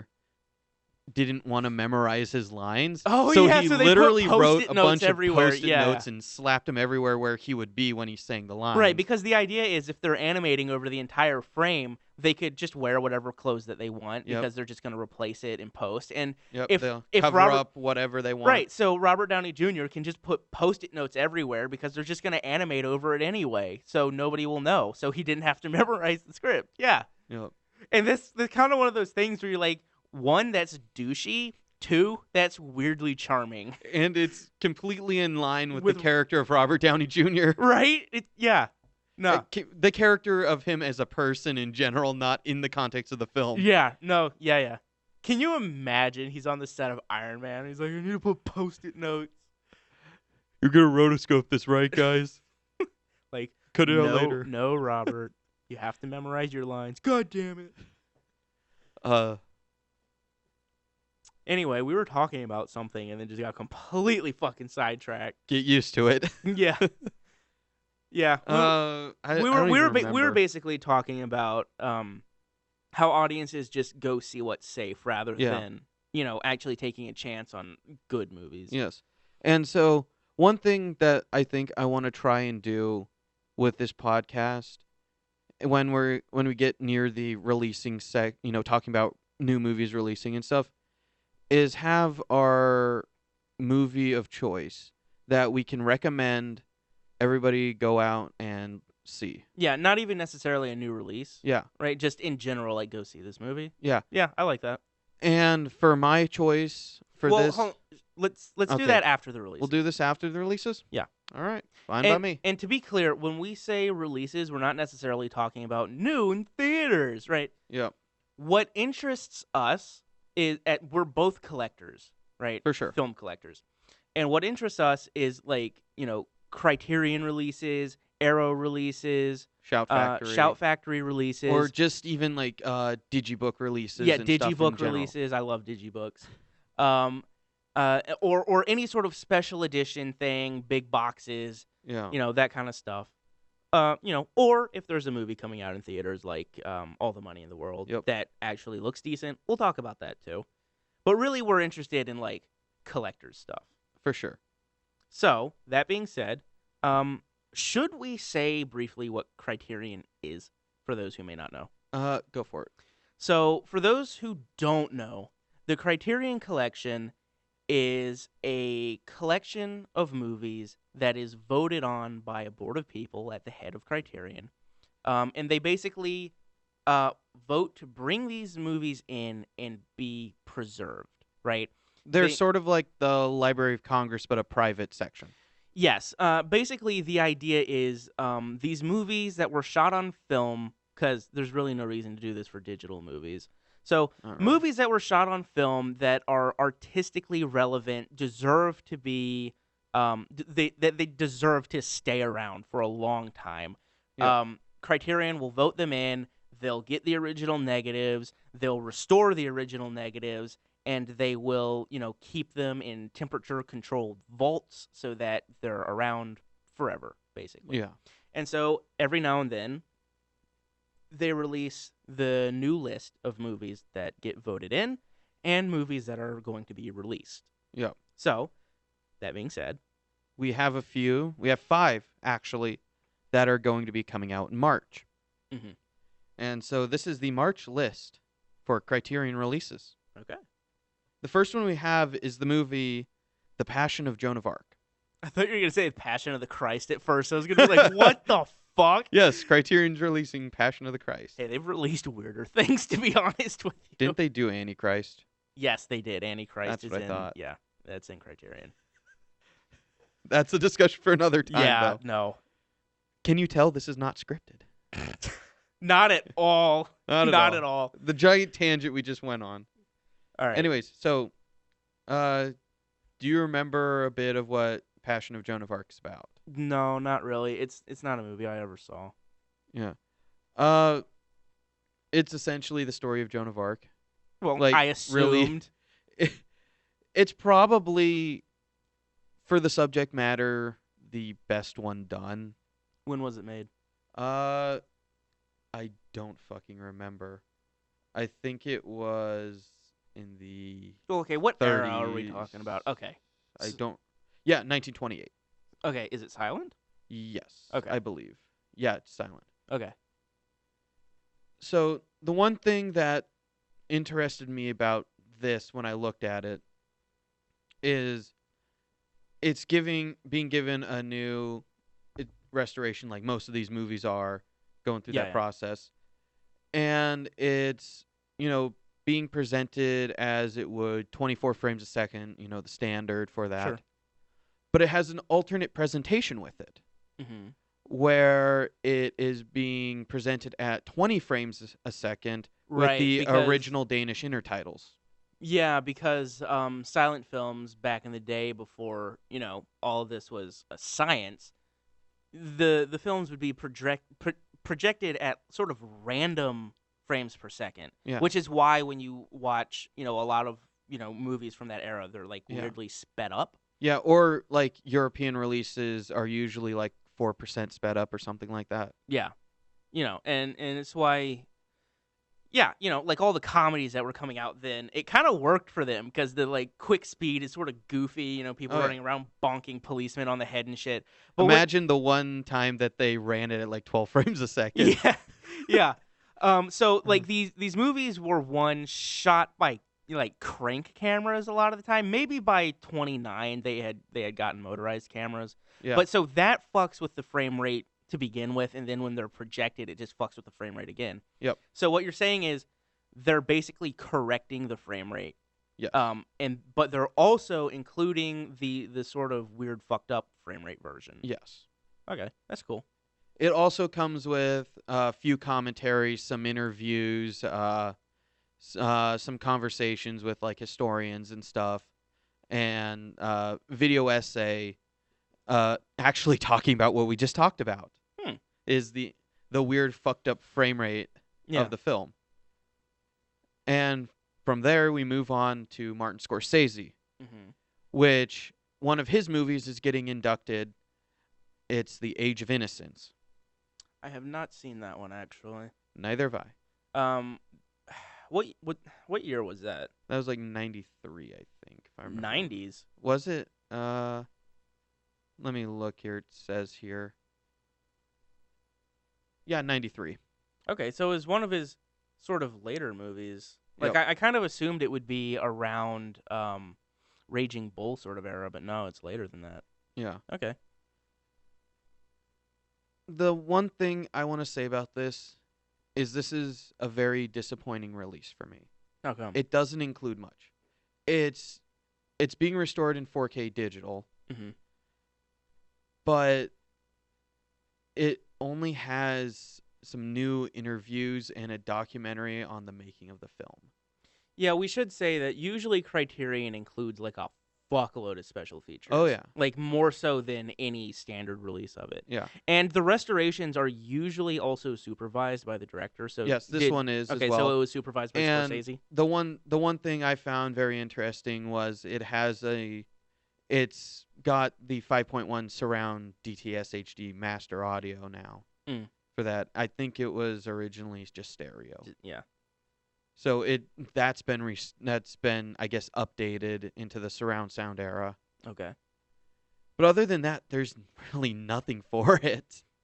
It does happen sometimes on Criterion. It's got a written essay, but that's about it. I know the the Criterion release of Time Bandits is a little skimpy also. Yeah. Definitely the one that I wasn't expecting a lot to be on with Criterion releases, but had a lot on it, was Akira Kurosawa's Throne of Blood, which is essentially a remake of Macbeth. But that had a lot of special features on it. He did Seven Samurai too, yes. right? Yeah, they usually give him like a fuck ton of special features. Oh, yeah. Have you seen the box for Seven Samurai? Yes, I have it. It's massive. Yep. I think Kagemusha also has a lot of stuff with it, Mm. which is another one of his. I believe that was the other one that was inducted. I don't remember. But moving on, we have this next movie called Ball, Baal. Ball. Yep. Okay. It's a German film from 1918. Old school, yo. Holy Yeah. shit. And really, I have never heard of this film, No, neither have I. but it's definitely interesting. I'm very interested in the silent era of films Mm-hmm. and all that surrounds that, so I may pick this up You when should it comes watch out. M. Yeah, I've seen M's. him. Oh, have you seen M? Yes, I've seen him. Okay. It's not silent now that I think about it, No. though. But it is German, and Yep. it's old as fuck. Oh yeah. The only things to mention about this is it's a 2K digital transfer. I wish Super they would do ru- 4K. yeah. I don't know why they keep doing 2K. It might be shot on 8 millimeter or something like that. I don't Well, know. no, because Time Bandits Mm, is a 2K transfer also. yeah. And I kind of just assumed it's because it was an older release, Yeah. sort of more towards the beginning of the Blu-ray era. But that's fucking weird that they're doing a 2K transfer now. Like, Yeah. now they should be doing 6 or 8K transfers, not Yeah. 2K. Yeah. 4K But- bare minimum. Yeah. Which it kind of disappoints me a lot of times when I see that on like a Criterion release or an Arrow release. It's like, now remastered in 2K No, when it was shot on 35 and could have well been transferred to 4K. yeah, okay, if it was shot on 16, Yeah. 2K makes more sense, but I fucking don't think Time Bandits was shot on 16 Yeah. millimeter. I could be wrong about that. Yeah. Since I don't know about this movie and it's 2K, I'm going to assume it was either shot on 8 or 16. Okay, So, next one. yeah, there's nothing really too interesting about that release except for some new interviews, and the restoration was actually supervised by the director. What, from 1918? Yes. I believe it's 1918. Come on No, wait. now. Like, the dude would be like 130. Because 1918 is Hold on. literally 100 years ago. Okay, yeah, 1970. I don't know why the hell it says 1918 down here in the description. Maybe it takes place in 1918. Maybe, but That's it's a not even the big movie. difference. This isn't the description isn't even talking about the movie. It's talking about the director and something about 1918 debut. Oh, it's an adaptation of a play from 1918. Okay. Okay, that makes more sense because I was looking at that and I was like, that's impressive. You really fucking confused me for a second there. I confused myself. Don't worry about it. Oh my god. I was very impressed when I was like, oh wow, from 1918, the director supervised it. What did they do this like fucking 10 years ago?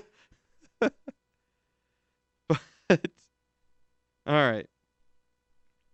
The next movie is a movie from 1930, I believe, is The King of Jazz. Okay. That I do not know what it's about. I at first when I saw this, I had mistaken it for the movie The Jazz Singer. And I was like, okay. I mean, technically that's culturally important, Sure. the Jazz Singer movie, but I don't know what this is about. I think it's about a real person, but Okay. other than that, this has actually quite a bit of stuff with it. Mm. Aside from a 4K restoration, actually by Universal, it's got new audio commentaries with jazz and film critics and stuff like that. It's got an introduction for the film by I guess one of the historians. A lot of new interviews, video essays about it, and it has a short film with it as That's well. interesting. The short film is All Americans, which is a short film from 1929 that was restaged to be the finale for the movie, I guess. This is what it's saying. And so I guess they included the original short film with it. And then It's got animations with it. It's got 2 animations, it looks like, from the actual person. Okay. And that's pretty much what it's got with it. Okay. What's the next one? Next movie is a movie called Women in Love. All right. I do not know anything about this.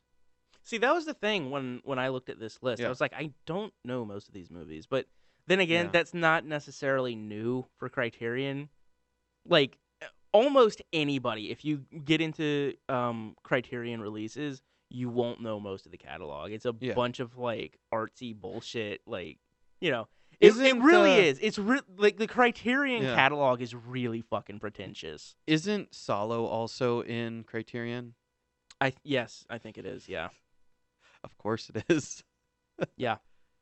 Anyways, Women in Love's from 1969.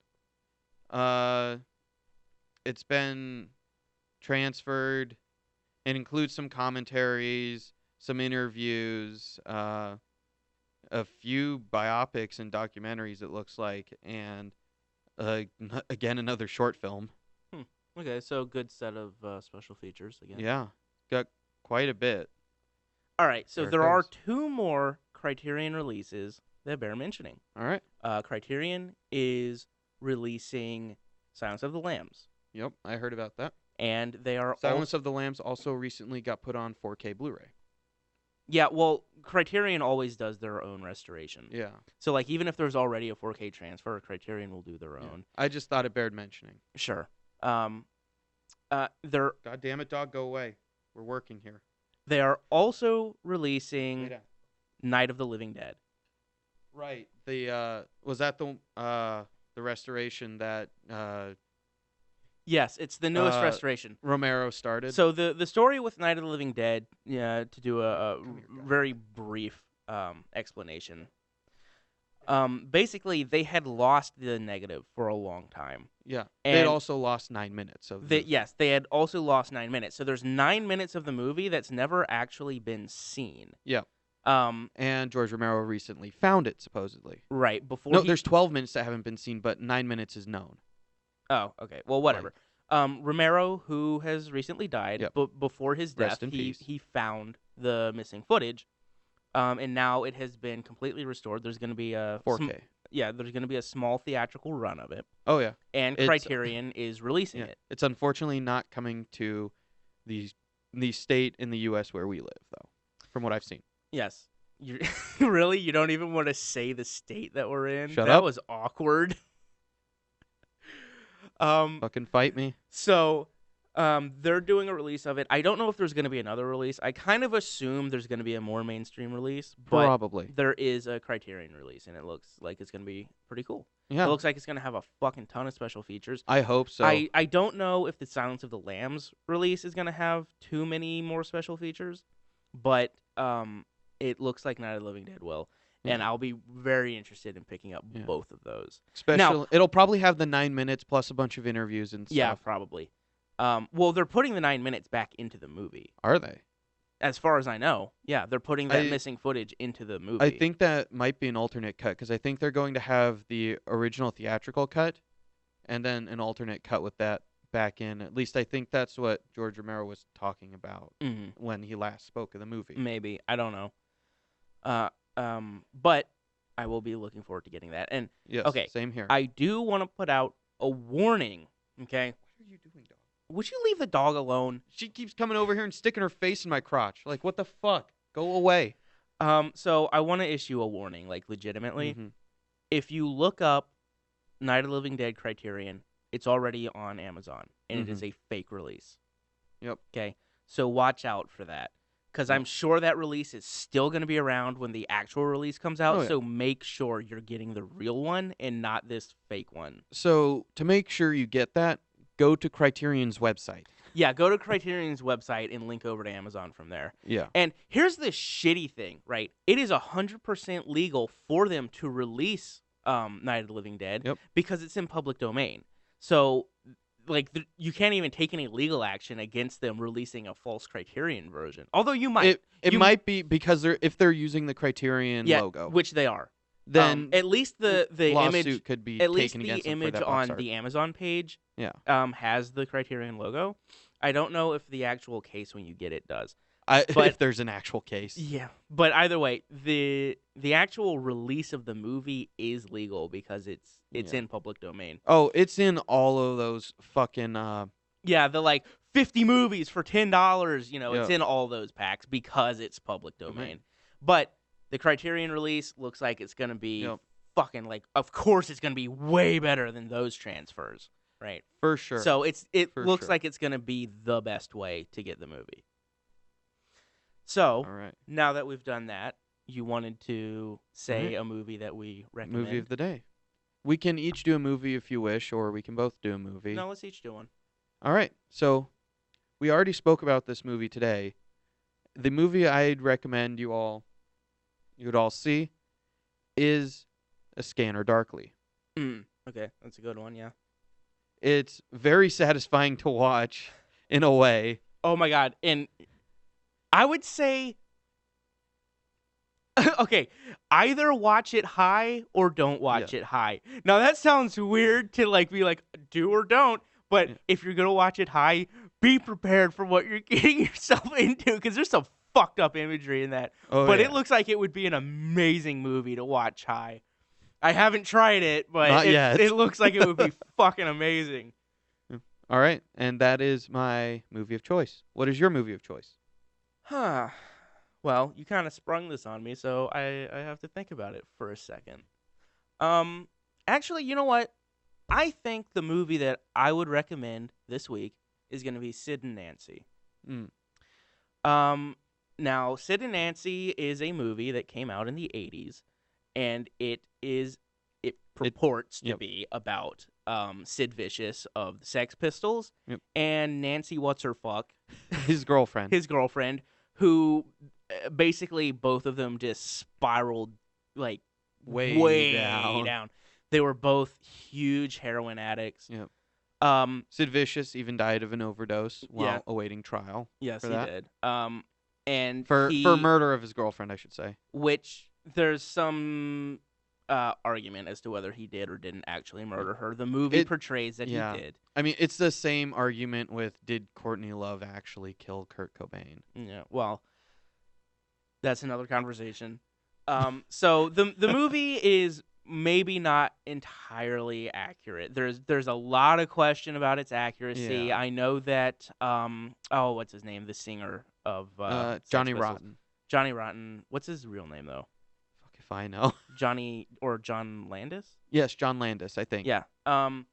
Anyway, he has come out and said that it's a terrible movie. It doesn't represent anybody properly. Whatever.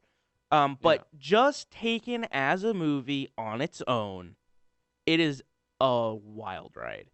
Like it might be one of the best punk movies ever made in terms of like really nailing the punk atmosphere and attitude. And that being said, Gary Oldman, I think, didn't he hate his Yes. part in it? Okay, here's the thing. Gary Oldman is great in the movie. John Lyndon, by the way. Lyndon. Gary Oldman is great in the movie.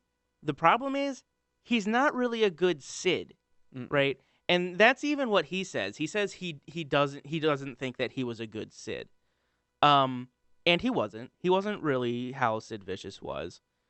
But if you just look at the movie on its own merits and don't try to connect it to real life, his performance is fucking great. Like, it is a really good performance. And the movie itself is highly entertaining if you can get into the punk culture. Yep. And yeah, it's a great movie, and it is available in Criterion, by the way. I was just about to bring that up. It's a great transfer. It's got a lot of special features, although the special features were a little bit disappointing because basically they included the 2 or 3 documentaries, except they were like shrunken down to like 15-minute versions of those documentaries. So that was disappointing. But still worth a look if you haven't seen those documentaries, which I haven't. Yeah. So that is my recommendation. Go watch Sid and Nancy. Go watch A Scanner Darkly. A Scanner Darkly. I'm sure you won't be disappointed. Maybe, possibly, hopefully, probably. All right, so that is the conclusion of the first episode of the Yay. Watts podcast. That was rough. It was a rough beginning. I think we Yeah. got through it. Oh yeah, we definitely powered through it with some major tangents. Hey, that's all this podcast is supposed to be, is us tangenting I think that's about the all film any of our industry. podcasts are. That's true. Okay. We're done here. Yep. Good night, everybody. We love you. No, we don't. Go watch good movies.